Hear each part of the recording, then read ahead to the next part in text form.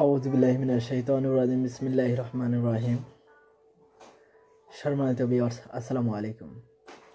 আপনাদেরকে রুকিয়া ও তাবিজাত চিকিৎসা সেন্টার চ্যানেলের পক্ষ থেকে স্বাগতম।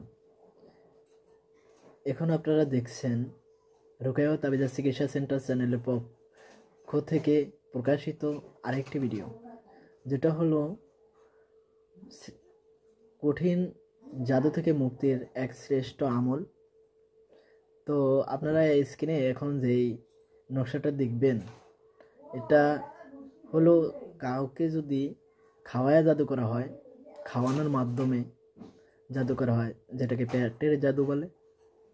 তো এই জাদুর প্রভাবে যদি সে পাগল হয়ে যায় অথবা বিভিন্ন তার ভিতরে কুপ্রভাব পরিলক্ষিত হয়, তাহলে তার জন্য এই আমলটি একটা কার্যকরী আমল। এটা ব্যবহারের নিয়ম হলো, এরকম জাদুগ্রস্ত ব্যক্তিকে দিবেন।